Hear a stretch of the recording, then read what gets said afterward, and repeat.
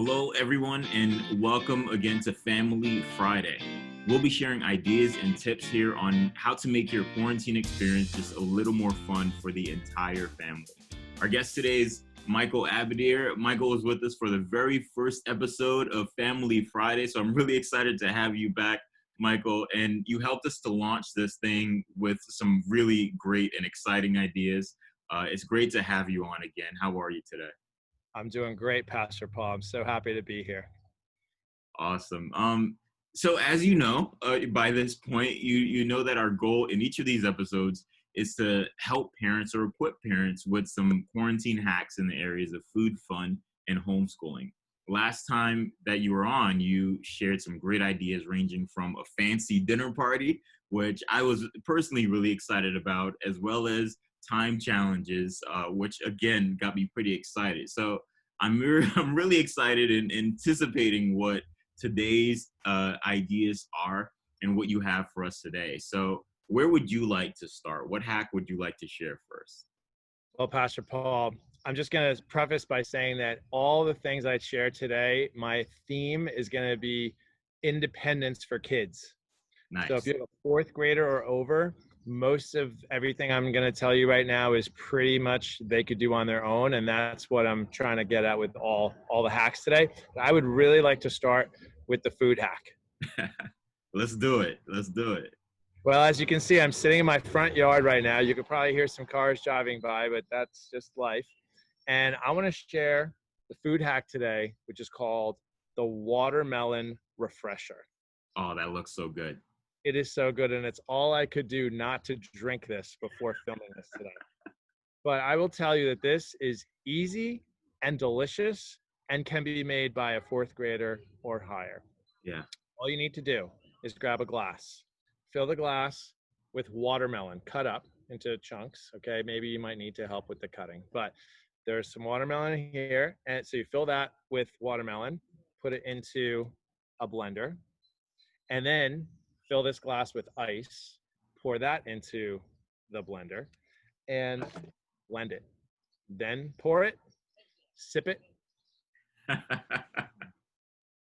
Delicious. Now, I actually had to question. My daughter Claire made this for me. It's delicious. I said, Claire, what's in this? Because I thought that she had added some sugar to it because it's so sweet. I'm like, what's in this? She's like, just watermelon and ice. I said, this is amazing. You're a genius. This is going to be my food hack today. That's amazing. I love that.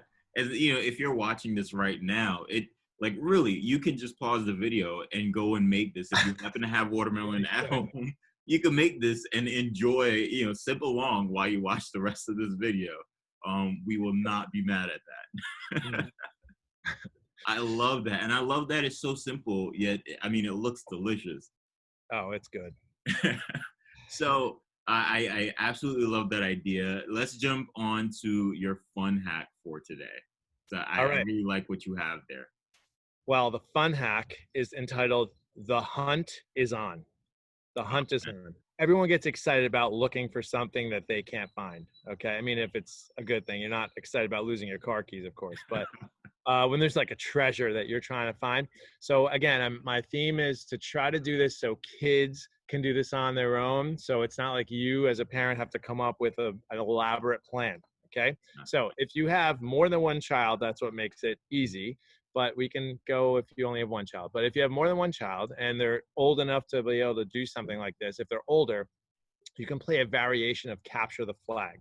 All you need is two different teams. All right. And capture the flag is basically each team has a safe zone that they have. It's like their zone, and they hide a flag. So a flag could be two different colored socks, two different colored shirts. The bigger the object, the easier it is. The smaller the object, the harder it is. But two different colors. They each get 4 minutes to go hide it somewhere. Okay. Now you could play this inside. You could play it outside.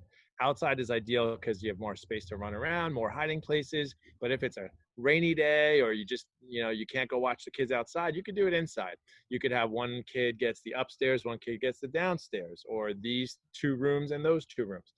And basically, if you want to keep your house relatively neat, you have to make the rule that they're not allowed to hide it inside a drawer or anything so kids aren't tearing things apart. It has to be somewhere where you could see it, when you walk by, but not necessarily at all angles. So if it's underneath a couch, you could see it if you bent down and looked under the couch, right? But it's not showing as you walk by the couch.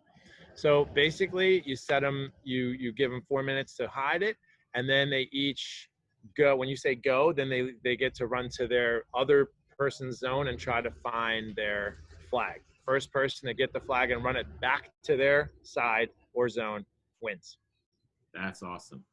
And I love these because these are things that you can create variations of them over and over and over again, and it really never gets old. Right. It's very fun. We've played this with our family and we've loved it. So if you have kids that really aren't old enough to play that, or you only have one child, then you might need to be a little more creative. So what you can do is do a treasure hunt. Now you could do the treasure hunt with kids, more than one kid doing it, or you and your child doing it. So the treasure hunt is basically this. You leave little clues in different places, and then the kids have to follow the clues until they get to the final clue. So you might say something like, look in the smallest room of the house underneath the chair. So then whatever that is, you go, and then there's another note. And the next note says, now run to the bathroom and look wherever and find the next clue, and so on, until you get to the final one where you find the actual prize, which could be anything from a quarter to a candy to whatever you want it to be. Oh man. And I'm just imagining the activity of actually putting this together, and then two, just being able to have that time together with Yeah, your son, daughter, or whoever, as they're navigating this, and just kind of watching them discover, that yeah. must be so much fun. And what's really fun is if you have more than one child, you can make them make it up for each other. So one child is making up the hunt, and the other child makes up the hunt. They could figure out the lists on their own. And then the first child gets 5 minutes to go hide all the clues while the other child has to stay in a certain spot. And then, they go through it and then they switch. I mean, this could easily take, once they do it once, they're going to be like, I want to do it again.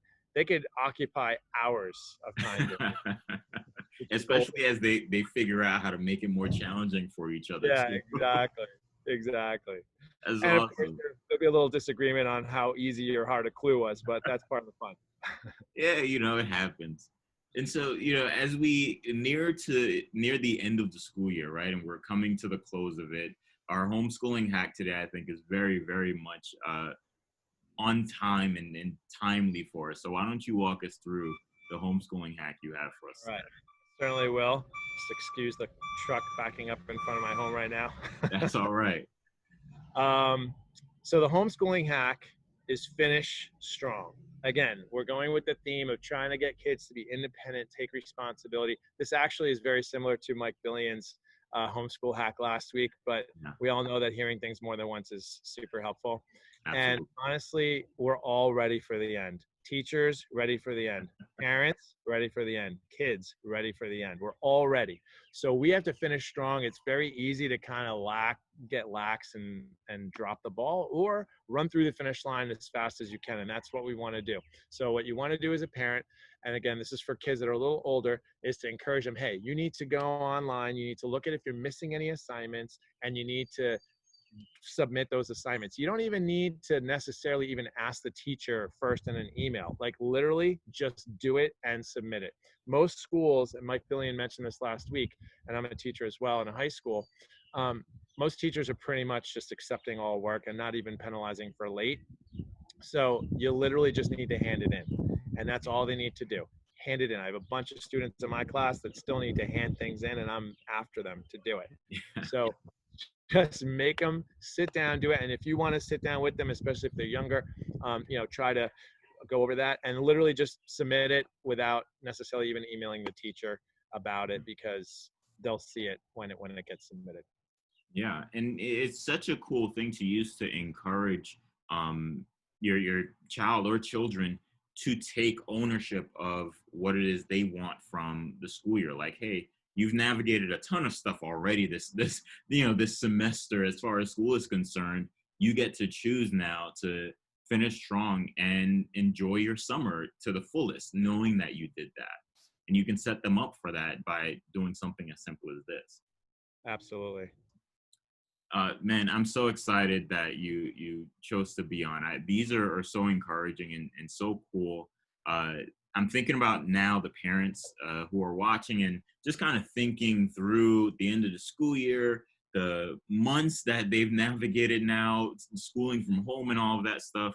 Do you have any words of encouragement for parents who are watching right now? Listen, parents, I just want to say good job.